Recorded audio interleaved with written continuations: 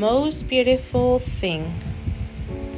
My grandmother is old, and no one knows how old she is. Not me, not my big sister Dab, nor our oldest cousin Lei. My father waits patiently when we try to guess her age. He is my grandma's ninth and youngest child, and even he doesn't know how old she is.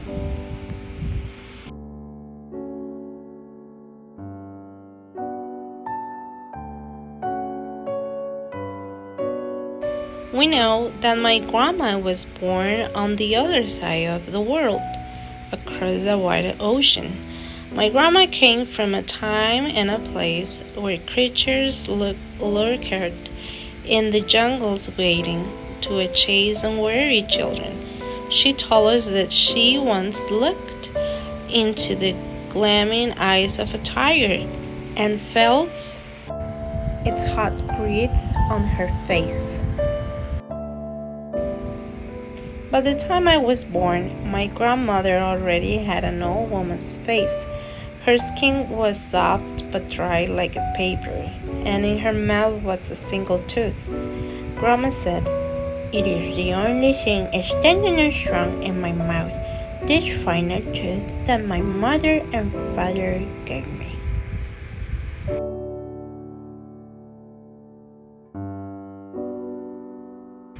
I asked to see a picture of her parents. She said, they lived in a time long before they had learned of such things as photographs." She pointed to her heart. "The only picture I have of them is here." The luckiest of the grandchildren got to help take care of Grandma. Lei got to wash Grandma's clothes by hand at the bathroom sink with the sweet-smelling pink soap. Doll got to wash Grandma's brown back in the bathtub with a soapy cloth. And me, I got to clip her fingernails and toenails while Grandma sat on her favorite stool in the light from the window. I can still feel the rawness of Grandma's heels in my hand, the thickness of her toenails in between my fingers. I can see the bottoms of her feet, thick and brown and broken, deep cracks filled in with dirt from long ago and far away. Grandma told me that her mother and father died when she was a little girl. Grandma was just a child herself, but she had to take care of her two younger brothers and baby sister. I looked up at my grandma from the place where I was sat at her feet, and I asked her, "How did you get food for them?" Grandma said, "I did find enough food. We live always with hunger eating us on the inside." All my life with her, even with just her one tooth, Grandma never said no when we offered her something to eat. The ice cream truck was singing its song from down the street.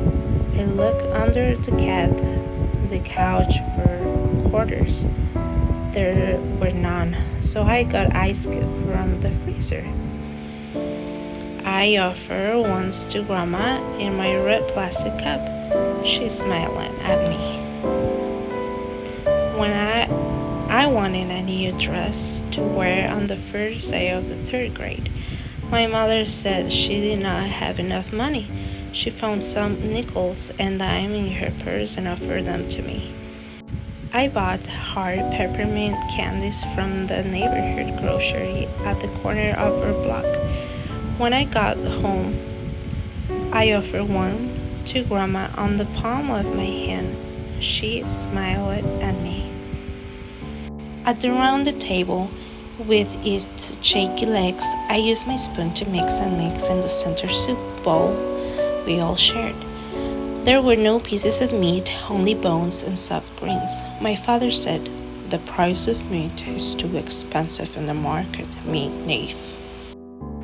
I found a thick chunk of bone and offered it to Grandma and my spoon. She's smiling at me. We have plenty of meat when we celebrate New Year with our aunts, uncles, and cousins. The old table was heavy with whole boiled chickens, more than our family could ever eat.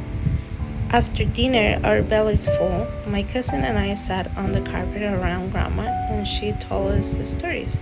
She always began, "It was long time ago, and I was just a girl." As we listened, our eyes grew round. Grandma twisted her fingers one over the other to show us what the hands of Pug Snock, jungle spirits of the size of children, looked like. She taught us how to listen for her cries of a fearsome new twist by holding our breath until our hearts pounded in our ears.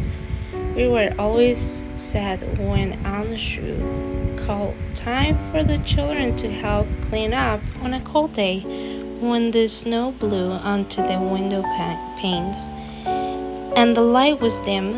I asked Grandma about the dirt on her feet. She told me she didn't have shoes after her mother and father died. She went shoeless to the mountains to tend to the family field. She ventured into the jungle to look for wild roots, bamboo roots, and edible mushrooms. And one day she was chased by a tiger. As she fled, her bare feet broke open on the fallen branches, and she still ran blood and dirt mixing into clay with each step. I squeezed her feet in my arms and pulled them close to my heart, a hug for the hard road she was walked to get to me. Each year, cutting my grandma's nails went faster because I grew stronger and bigger and more able. Each year, Grandma's feet felt smaller and smaller in my hands and my lap. Her stories, too, slow with the passing years. The pauses between her words grew long. Sometimes, as Grandma was looking for the words she lost to the years, I grabbed distracted from my task, looking at the toys on the floor that needed to be picked up. The unfinished schoolwork, the younger children who needed to be bathed. Her deep, even breathing would call me back to the moment, only to find her eyes closed in sleep, one hand braced against the window to curl her head. I grew unhappy with her life. I was tired of getting ice cubes from the freezer when I wanted ice cream. I was tired of never getting the new dress for the first day of school. I was tired of wanting on the bone and the soup when I wanted meat for myself and my grandma. One evening, I studied my face into the bathroom mirror, wishing my teeth were straight. I came out to the bathroom and said, "Mom and Dad, I want braces. Can I have them?"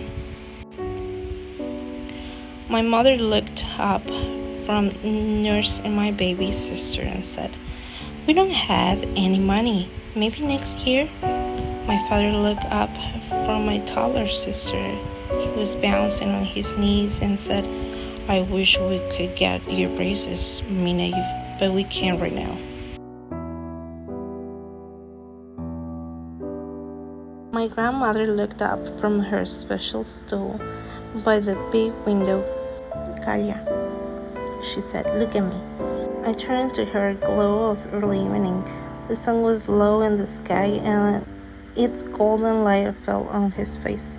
Grandma asked, "Is my smile not beautiful?" In the moment I could see all the times my grandmother had smiled at me. I could taste the cold ice cubes that melted summer's heat from our tongues, the sweetness of the hard peppermint candies, and the deep flavored bone broth in the bowls of boiled grains. Even now, I can still see my grandma's single tooth, white against the shadow standing in her open mouth. Her smile was the most beautiful thing.